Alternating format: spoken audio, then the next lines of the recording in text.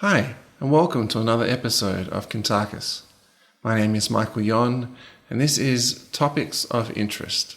This is a compilation of topics we wanted to put together, so here's Kuntarkis. I've been giving it a lot of thought, and I'm starting to really question a lot of things about what's happening in the world.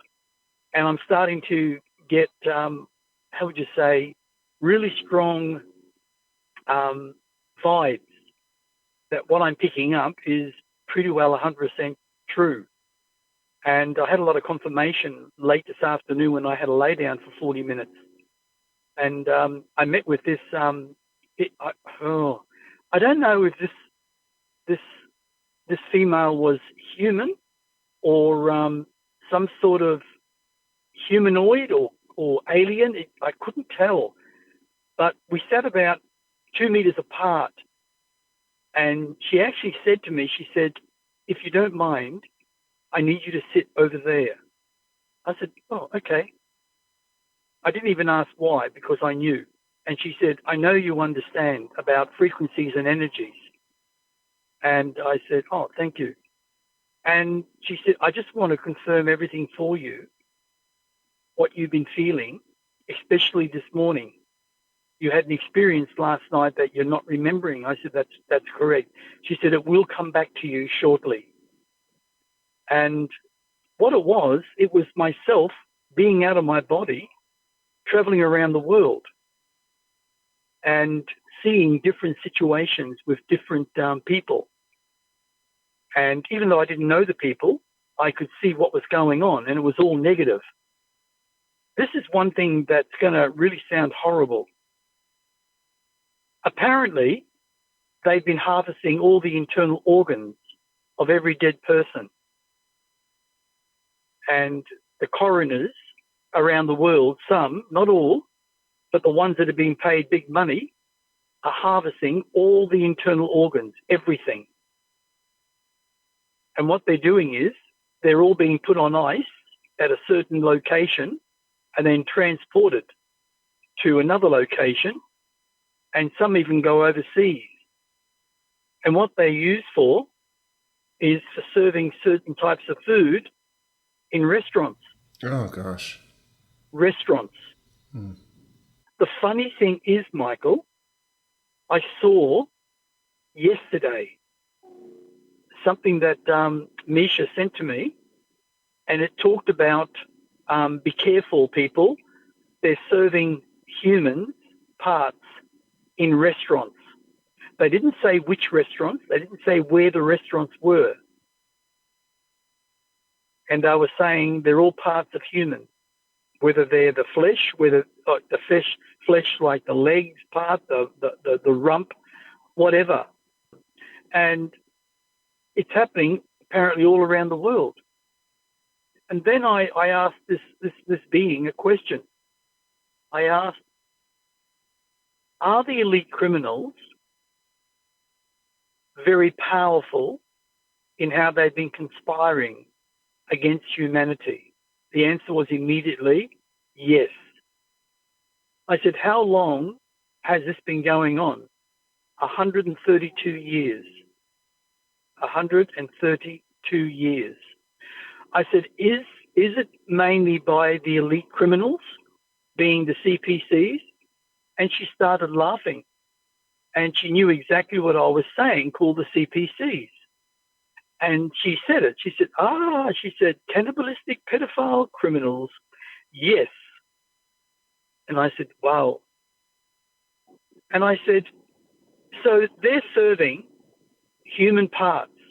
Now, they have been serving all the dead children in America to all the patties in McDonald's. And she said, yes, that is true.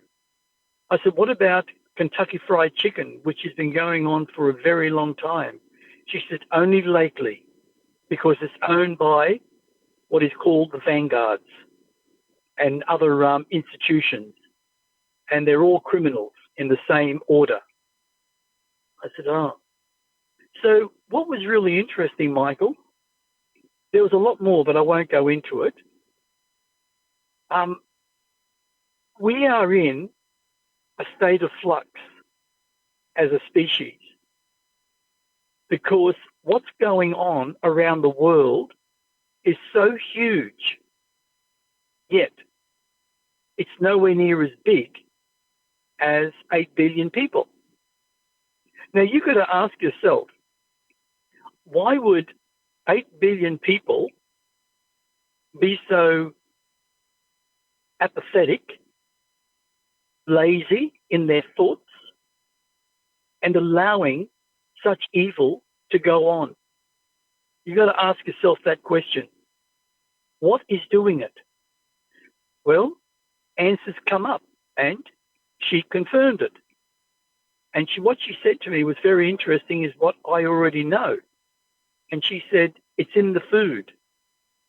When you eat of your same species, it changes chemically, not just in your body, but in your brain. And you seem to adapt to that way of thinking. So all the people who are, say, carnivores are only one step away from being a cannibal.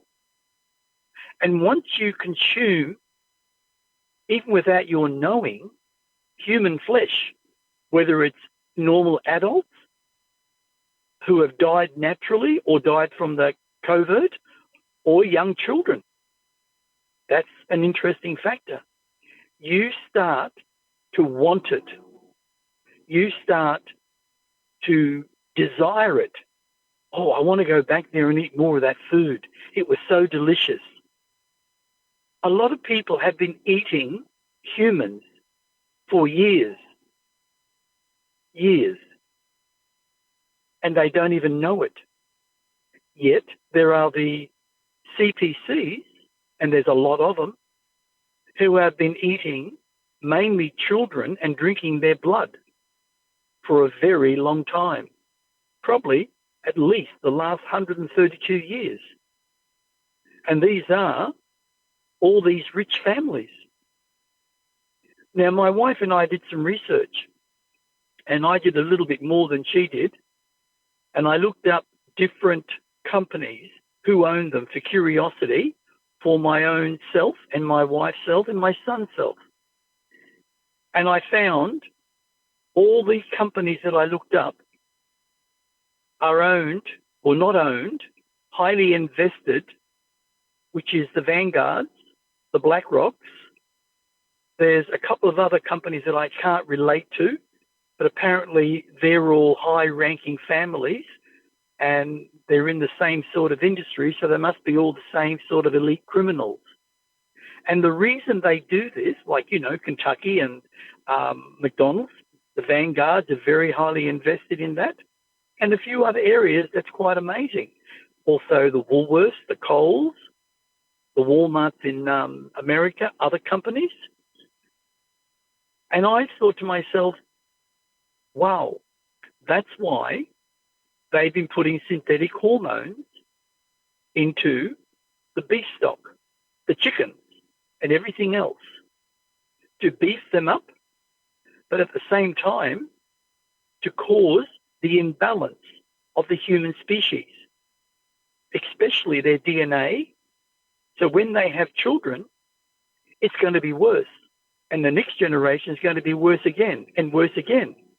And what we're going to have on this planet is probably, if we were, say we were just to evolve without them trying to kill us all, if we were just to evolve for the next 200 years, we would find probably 60 to 70% of the human race would end up pedophiles, perverted sexual crap, because of what's happening with synthetic hormones. Now they're putting in this bovary, whatever you call it, into the animals, and that's causing cancer to women, and it's causing sterilization to the males. Well, that's an interesting factor. Then I sort of asked this question. I said, why? I said, why do they want to cause so much misery and pain to their own species. Her answer she looked at me and sort of very sad, and she said, because they are very, very unbalanced. And she said within them internally has been many, many negative experiences, and hate has taken over their life. And deep down, they do nothing but hate. So they put their hate out in a negative way to create what they're creating. It makes them feel better. It's like if a person, how would I put it? It's like a person blaming another person, but the other person's innocent. But they're blaming because it makes them feel better so they don't have to look at the truth. And that's a very common practice in human society. This is the main issue with the elite criminals who are pushing humanity down consciously so they will not stand up and fight against them because we are too powerful if we stand up. So they're keeping us dumbed out. And that's why they put fluoride in the water so it encases one of the most important glands in our entire being, which is the pineal gland that sits directly under the brain. It's the one that has a frequency through your thought consciousness that you can send out thoughts wherever you want, especially to other races, other vibrations. You can receive spiritual knowledge. By closing that down, you stay less than third dimensional. You're not even in the third dimensional world, in your thoughts, in your consciousness. By feeding you human flesh, be it adult, be it child, it pulls you down further and further. And eventually, you'll become what you were once before, a Neanderthal in your level of your thinking. And that's really sad. Sounds ridiculous, but it's the actual truth. Yeah, I see that. It's crazy, isn't it? Do you remember anything more about this woman you were talking to? Oh, there was a lot of little things we spoke about. We spoke about some very positive factors too, that we sort of surmised something. Well, actually, she did. She surmised that the big possibility of the human species going beyond what they are is absolutely possible if one changes the level of their thinking and changes what they see with their human eyes and start to look at what is going on in the world and recognizing the negativity and finding ways of coming together and utilize it, annihilate it. And that is the only way, annihilation of the CPCs, being the elite criminals. That is the only way we will break free from the prison every single one of us are within. Because one person may want to rise up, but nothing's going to happen if all the rest are at a certain level of consciousness, lower. They won't see it. They won't listen. They won't act. They won't do. Because they're too lethargic in themselves for what's happened to them. And that happens to a lot of people. And what we have to do change first is ourselves. We have to change us, mate. We have to change our thinking. And also, bring out the power of strength within us so we all stand up and say, no more. Enough is enough. You're all going down. We're going to annihilate the entire pack of you. Get rid of you for once and for all. And no government on this earth will stop us. No army will stop us. We have to take back the power because we put these morons into power to actually serve us. And as I said to you, not the other way around. And at the present moment, all governments are going into power and becoming dominators and controllers. And all you have to do is look at all the laws and what they've done to us to make us live in misery. And that means like raising interest rates, making it so hard that you cannot even buy a home. If you're young, you know how you're young, you want to go out and buy a home. I could buy a home 3 times, no problem.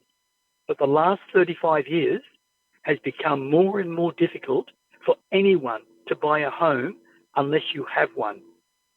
And if your house is only worth 500,000, then you can only buy another house in the same sort of area, even though it might be a different neighbourhood, for no more than $5,000. 500,000. That's how it works. Yeah. Mm. So you're better off keeping the house you got, because you're not going to get anything better unless you go out in the sticks, like you go out like 30, 50 Ks outside of a city or outside of a town. Yeah. Yeah, we have to change ourselves first, and by flushing all the crap that we've been ingesting and becoming clearer in mind and body, we can make better decisions and become stronger people. Absolutely. I said the other day, I think to you, when we were doing one, I said, if you're a drug addict, you'll never see the truth. You're not going to be able to change. If you're a smoker, you've been smoking, say, 10, 20, 30 years, you're so inundated with toxic poisons that it's probably more little cellular structures in the blood that you have in your own body. So how are you ever going to change? If you're eating junk food every day and you're consuming large amounts of flesh, well, all the toxicity that's in it with all these synthetic hormones, how are you ever going to change? You're going to be more concerned about, well, why do I have a penis and a vagina? Why do I feel like I'm a female, yet I've got a male penis? All this confusion is going on. Now we've got doctors all over the world, especially Australia. They're performing all these operations saying that they can change you from a man to a woman and a woman to a man. And I've never heard so much BS in my entire life. No man can become a woman. No woman can become a man. Science is BS when it comes to that, 100%. Yet, they're doing it. And they're causing so much pain and misery to people, to children. Yet you don't hear about it because they keep you quiet. And you lose your family.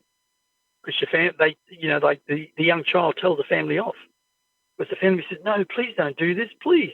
No, you're my son. No, I'm a woman. And they just go to the doctors and they get it done. And it doesn't work out, but no one finds out about it. No one's allowed to talk about it. You go to the media, you can't put it up there because they won't do it. Because they're told not to. You only hear it through certain types of media. I cut out some audio here where Kuntarkis and I discussed a dream that I had had, and it followed with this. Oh, but I invite many more of those, you rocking up in my dreams. That's an honour. Come whenever you like. Oh, thank you. If I come there, ask me to teach you how to fly. Yeah, good idea. I'm talking consciously, like, you probably get out there and fly sometimes and you're aware of it and sometimes you're not. But when you have another entity saying, come on, do this, and then I levitate up, I say, you can do this. Just see yourself levitating, right? And I've done this, I'm not joking, to hundreds of people over my lifetime at different stages, where I've been at a whole school one time, and I think I told you about that one, a whole school where I was flying around and they were just amazed. And I said, you can all do this. You can all do it. They all died anyway. They're all in spirit, and they all sort of come together at this school, just an old brick school that was built sort of on the side of a hill in a way, part of it, and it was really strange. But they did. Many of them did. Not all of them, but many did. And eventually, after going back 4 or 5 times, which I had the same experience, I got them to come off the cliff, over the fence and off the cliff. And they did. One of them fell, and I swooped down and I grabbed them and I said, it's just a break in your thinking. You've got to keep your thinking at the same level while you're doing this at the beginning. As you do it more and more, you'll find you'll be able to do it without thinking. And that person did. It was only a young kid, about 11. So it's amazing what we can do when we're in spirit world, mate. I can tell you that now. Amazing. Yeah, for sure, for sure. That's what I said to you last time. I said, if we all were in the spirit world and if we learnt the power of self when it comes to energy, we could all come back and create bodies like an army. And I'm not joking. Like an army. And we could wipe out the elites so quickly without any loss because they can't harm us. So you imagine the possibilities. Mm. Yeah. And this, by the way, this alien last night, this feminine alien, she would have been a very, very old entity because she looked very old, and she showed me when just before she died, how sort of not crippled totally, but partially crippled, and she was looking forward to her death because she understood what was beyond it. And even though she still kept her same age appearance, which is very honourable, she's now a teacher within the spirit realm. And she has a lot of knowledge, a lot of understanding, and had hundreds of thousands of lives. So she has a lot of knowledge within all her cellular cells and her cellular memory. Yeah, right. Yeah. And now Kuntarkis shares an experience of being out of body. Very brief, but very interesting. Yeah. Last night, I don't remember coming out of my body as a spirit, but I woke up lying on my little mini trampoline, my little trainer, and I was curled up really, really tight. And I remember opening up my eyes and I'm saying, this bed is hard. And as I stretched out, my foot hit the metal of the bar and I said, this is not my bed. And I stood up, just like if I was physical.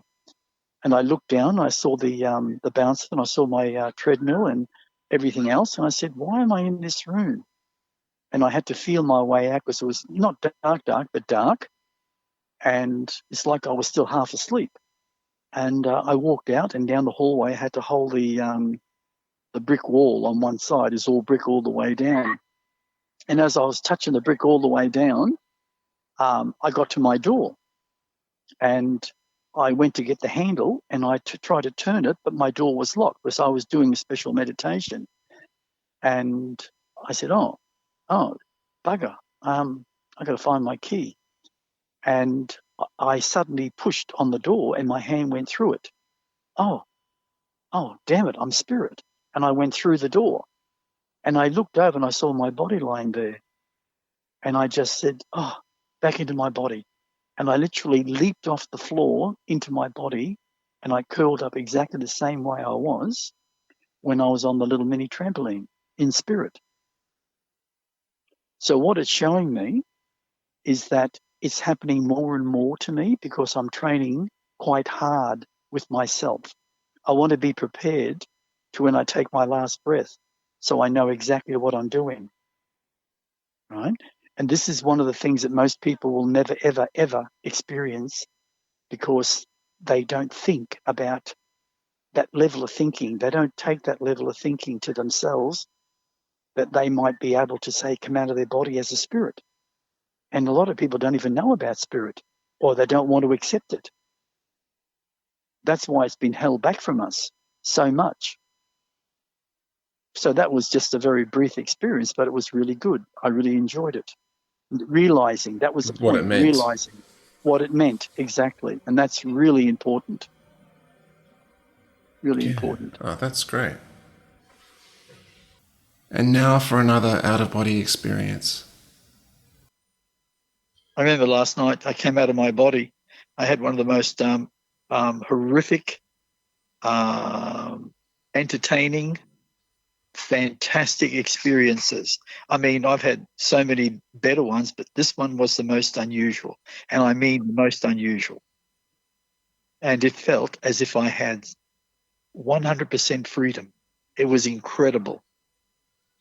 I was flying in the sky. I was flying up high, flying underwater, flew straight down, hit the water at tremendous speed, and just went under the water. I passed 3 massive whales. I even saw a couple of sharks, and it was just interesting. It was so all just so real. It's like I was still in the Earth's vibration, but passing those whales, and I could hear them talking to each other with their sounds. It was echoing right through my entire being because, being a spirit, you're hollow. And it was just quite fascinating. And when I came out of the water, I took on a physical body, and suddenly I heard this voice, and it said to me, "Now, Kuntarkis."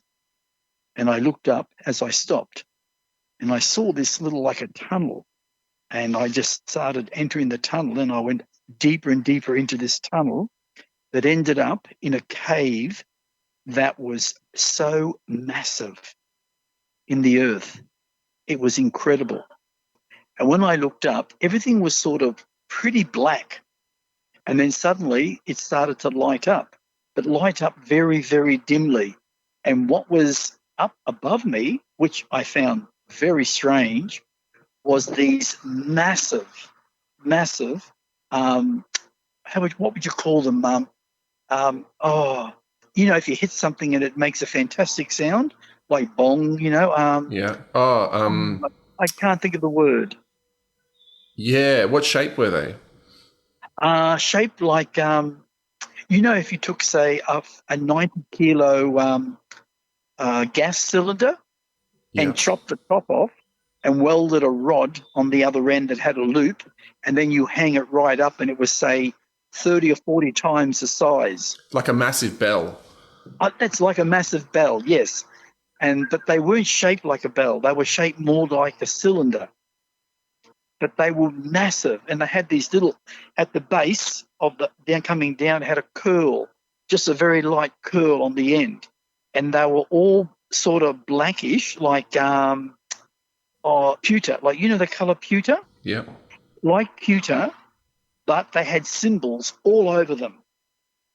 And this voice spoke out, which I never got to see who it was, a very deep voice, and it said, "What is above you will tune you.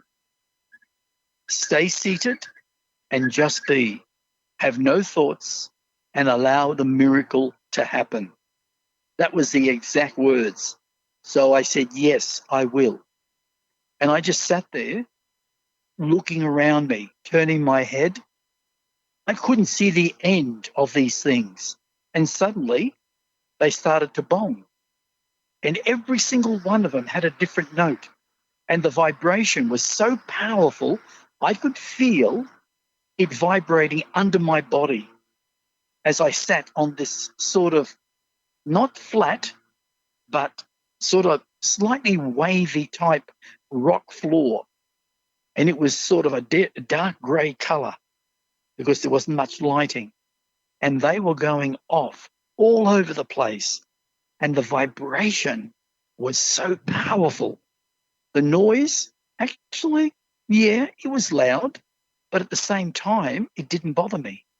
I just accepted it, and I started to breathe, and I could feel the energy surging within my whole being, my whole body. And then I lifted off the ground, and I started moving towards other different bells. Let's call them bells. And I would sit underneath them, and I would just feel the vibration of that bell. And I must have done that, Michael. I'm not joking, anything up to an hour in time factor. It had to be something like an hour because I've got used to time essence. When I'm in spirit world, I can sense whether I've been there for 5 minutes or half an hour or an hour. I can sense it, and normally it works out pretty accurate. And this went on for a long period of time. Some were very soft vibration. Others were very deep and rich vibrations. And there was all in between. And then I looked up and I looked at this one and I saw all these markings. And suddenly I realized I know these markings. And they were in a chiron. Some that were in a chiron markings. Like hieroglyphics. And I knew others weren't. They were different. And it's like there were many cultures that came together to create this massive cavern with these hundreds of these bells. And when I'm talking large bells, they were at least 7 or 8 meters long. I couldn't see them hanging, but I knew that they ended because I could see the roundness at the top. And they must have been hanging from the ceiling of some description. But they were at least that length. And I just allowed it to be. And I just went into such a deep state of peacefulness. Wow. And I found that incredible, absolutely incredible.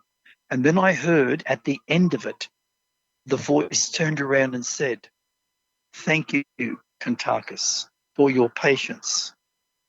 If you wish to leave, please do." And I said, "Thank you so much for bringing me here. I have never experienced this form of vibration in such quantity." And the voice said, "You are welcome, Kuntarkis." And I said, "Thank you." And I left. I just seemed to go out through the same entrance that I actually came in. And that whole time going back, flying back, I was just amazed, absolutely amazed. And the funny thing is, I got back to my body and I went back into, just as I was going back into my body, I suddenly felt Kalusha. And I said, "She's leaving her body." And I went straight through the wall, out through the other wall, and I saw her about probably 20 feet in the air. And I yelled out to her, I said, "Kalusha." She turned and the smile on her face was like a beaming young baby. It was just incredible to observe. And she said, "Oh my God," she said, you're coming with me." I said, "No, you're coming with me." And I flew up to her, I took her by the hand, and then she wrapped herself into my body, while my hand around her waist and her hand around my waist. And she said, "Are we going to Shikani Castle?" I said, "100%, you angel." And I went straight through the vibrations into spirit world. Within 15 minutes, at least, Shikani was being seen in the distance. And she could see it. And she said, "Oh my God," she said, "this is a memory I will never, ever forget."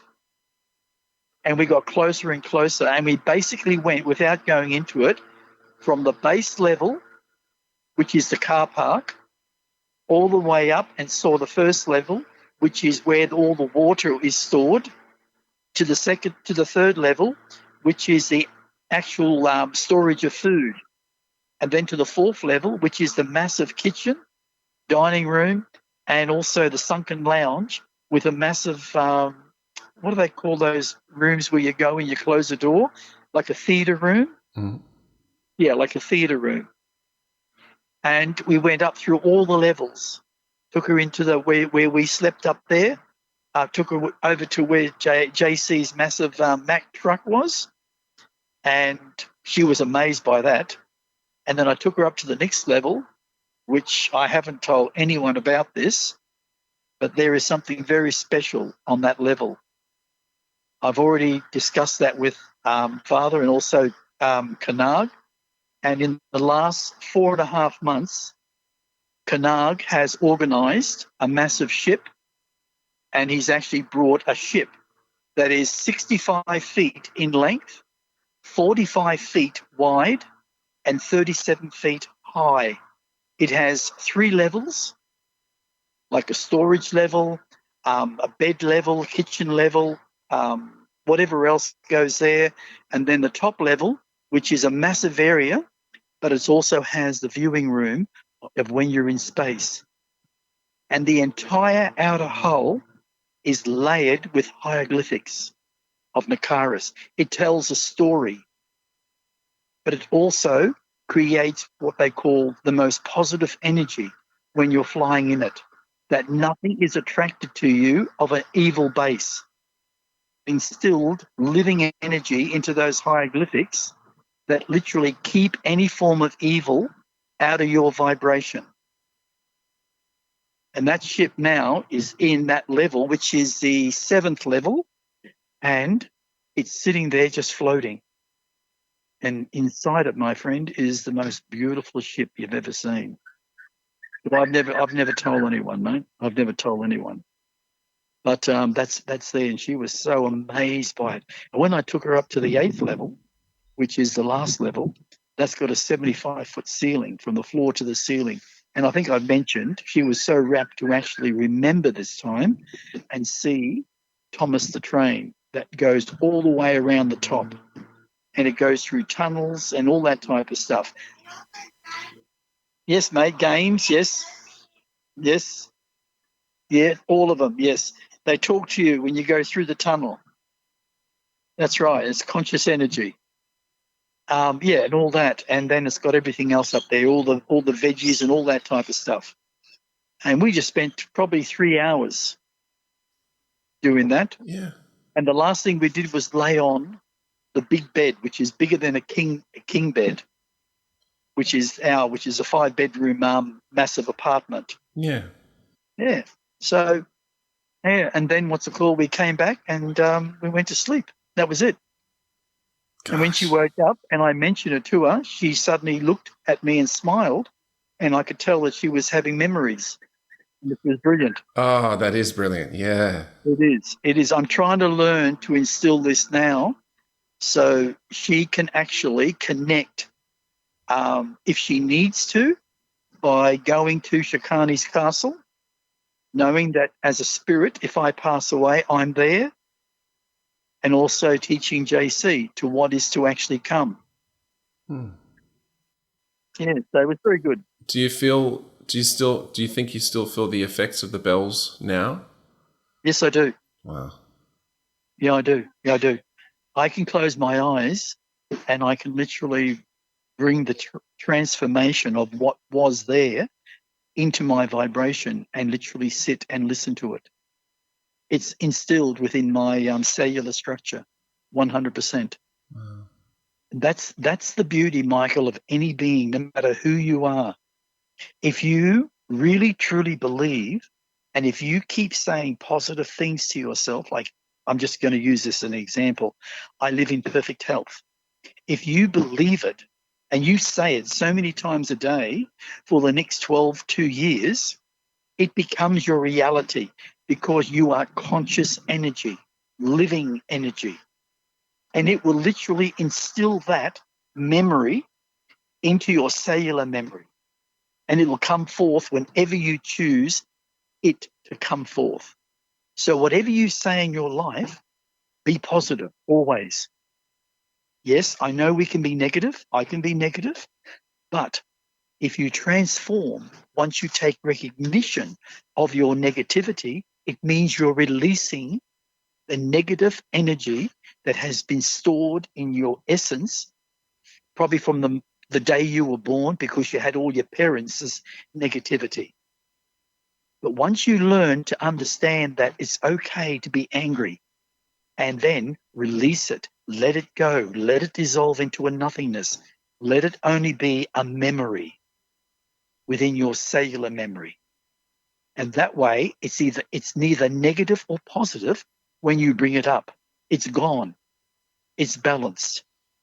But the more you are positive in everything you say, it will become your reality.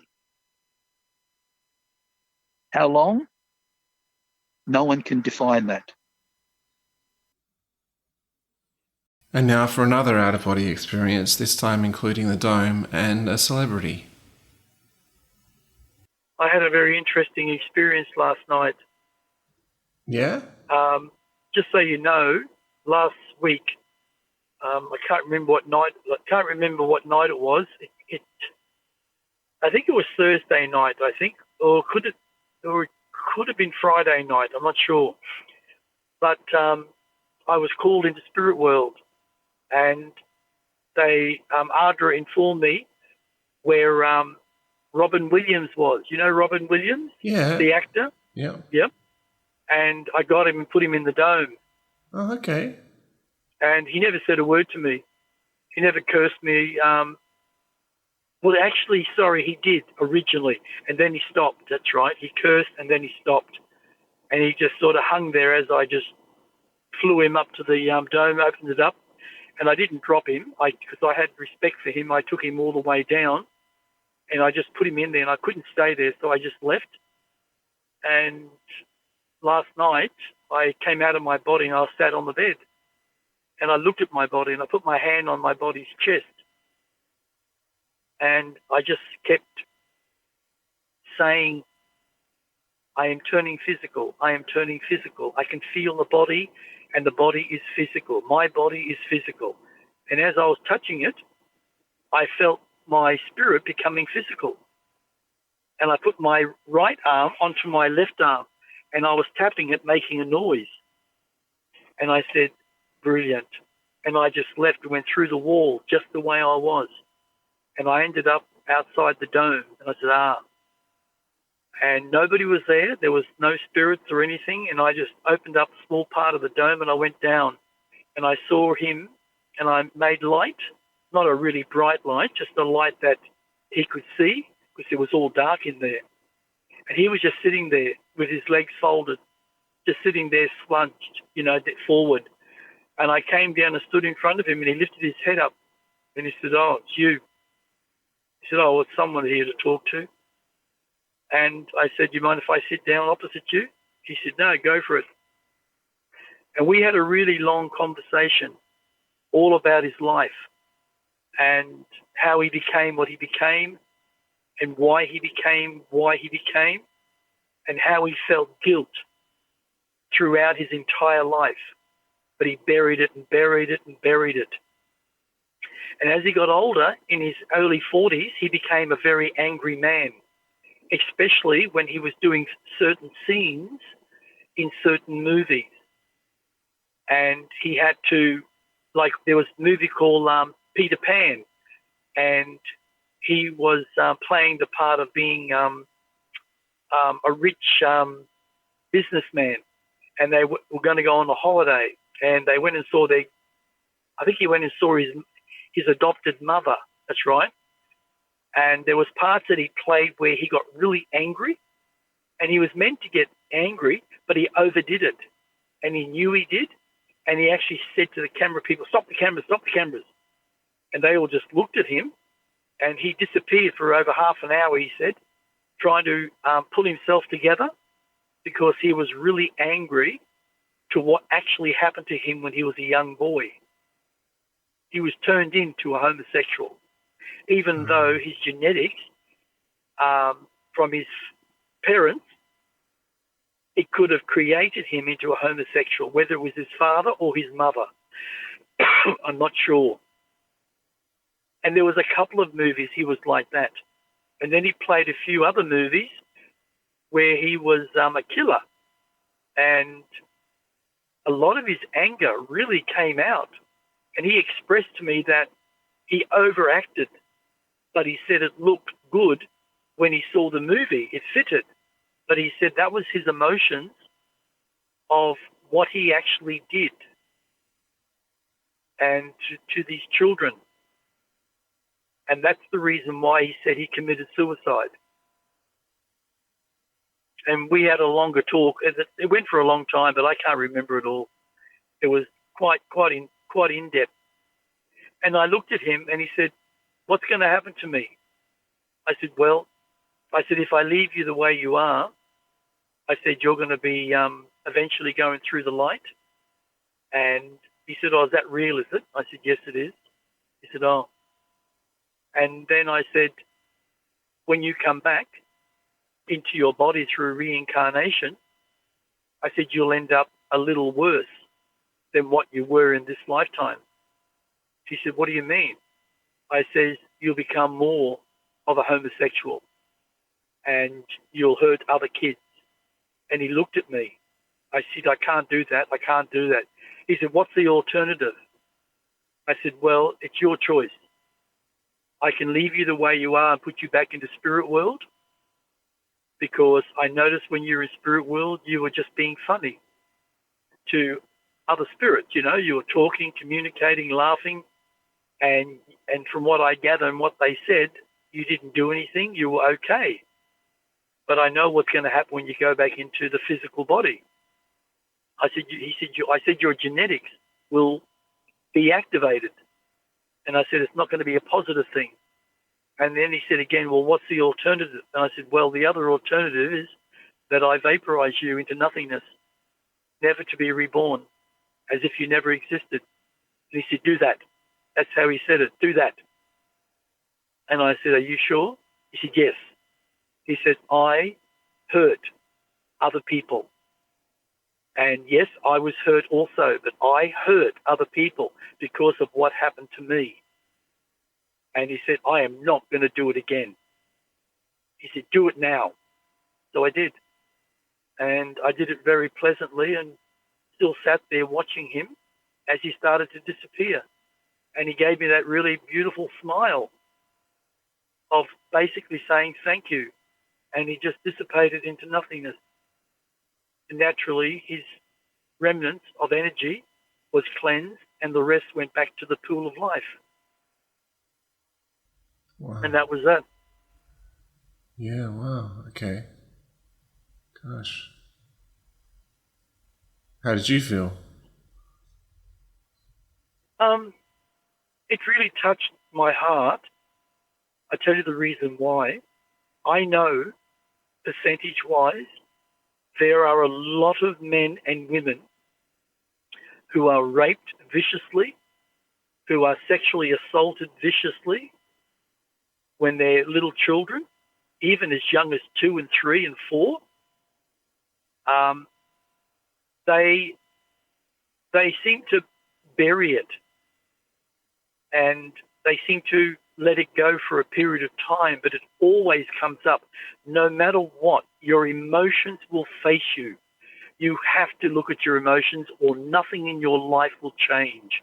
And even if it does, things will get worse emotionally for you. It's a part of what evolution is all about. It's dealing with what you've done, dealing with what has happened to you from those negative experiences. And once we deal with them, we can change the course of our own destiny in a more positive way. But most of them never, ever, ever do. And I'm saddened for all those type of people that are molested and raped hundreds of times by the filthy, perverted pedophiles that we have on this planet Earth. That's what I feel. And until we eliminate all the crap of this planet and all the crap out of spirit world, we will never, as a species like human, evolve consciously to where we should be. And that's the honest truth. Yeah, and it's not easy for that to turn around so easily and quickly. No, mate, it's not. It's a horrible thing for a young child to be sexually molested and raped. And sometimes even the father gives the child, and this is so common apparently in certain countries, they give that child at a young age to another man where they rape them. Right? It's so wrong. And yet it happens all the time, and yet we don't really do enough about it. Those type of people should be eliminated instantly so they don't cause the pain and misery to others. The pain, the misery, and the future life that is just so off kilter. Yeah, it destroys their life, mate. I'm And not future joking. lives, yeah. Yeah, it does. Because the emotion is always there. Out of the thousands of people that I've actually spoken to do with metaphysical consultations over all those years, I'm not joking, at least 30% are in that situation from being molested and raped, either by their father or their father's brothers or their uncles or whatever, even by mothers. But that percentage is very low. So Robin Williams had done stuff before he was 40. Yep. Yeah, okay. Yeah, I didn't know Yes. that. He was basically turned into a homosexual, mate. That's what really happened. He was turned into a homosexual, which is, it's not right. It's not right. Mm. All because of sex, mate. You think that people would look at that before they do such horrible things to children and say, I can't do that to that child. That'll destroy their life. I'll change their destiny. And I'll feel absolutely horrible. But there are these people, mate, that have got no compassion, no empathy, no love in their heart. They're animals. They're literally terrorists of the human people, of the human population. Yeah, to the point where probably if they were to know what damage they'd be causing, they'd still do it because they'd just be thinking about themselves. That's right. Hey, turning a corner and asking about when the Ilias were here. Firstly, they were here for, was it around 3,000 to 4,000 years? What do you mean, ago, or do you mean they were here for that time? For that time. They were here for a while, weren't they? They were here for quite a while. Yeah. It could have been up to 10 years, mate. 10 years? I thought it was a lot longer than 10 years. No. They came here. They came here between 20 and 24,000 years ago, somewhere in between there. And they built all the pyramids, especially all the main ones, not the ones that are crappy ones that all fell apart. They built the main ones, I heard, Giza and all that. Yeah, I heard that there are some other special constructions that were made and really strong things that are just impossible for humans to do. It's possible that they might have done them as well because did they go like around the world and do quite a few different things? Yes. Yeah. They went around the world and they built different types of constructions that actually suited the era wherever it was, or the country wherever it was. And they built some really strange blocks with pieces carved out of them that all locked into each other. There was one they built for walls that prevented the ocean from coming up, and it was really long. Eventually, they were just all buried in sand. And some of these were quite far underground. Oh, yeah. Well, as I said to you, under Giza, there is another pyramid. Wow. And inside that pyramid, there is a lot of knowledge. Wow. A lot of knowledge.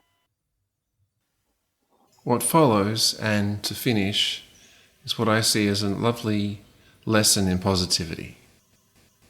I did a seminar up in, where was it? Maryborough in Queensland, which is probably about, I don't know, could be 8 hours drive away from here, up north, going towards Cairns. Anyway, I had a seminar there. In fact, I did several seminars up there. And there was this one lot of people, and I started talking about reincarnation. And it's not that I was serious, I was just expressing all about it. And honestly, the people, without going too far into it, were really negative. You know, they were grumping, they were moving around, causing noise, all this type of stuff. And I looked at them and I stopped. And they all looked at me. And they said, why'd you stop?